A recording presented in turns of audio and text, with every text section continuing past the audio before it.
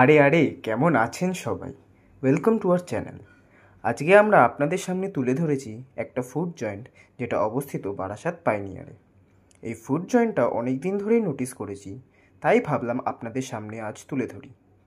So এখানে অনেক কিছুই পাওয়া যায়, যেমন চিকেন কাবাব, চিকেন মোমো, চিকেন বলস ইত্যাদি, যেগুলো দেখে খুবই লোভনীয় লাগছিল।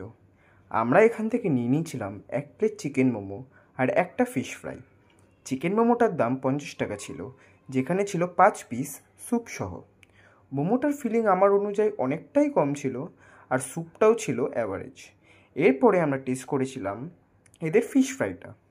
ফিশ ফ্রাইটার দাম ছিল 50 টাকা, আর 50 টাকার হিসাবে ফিশ ফ্রাইটার সাইজটি বেশ ভালো।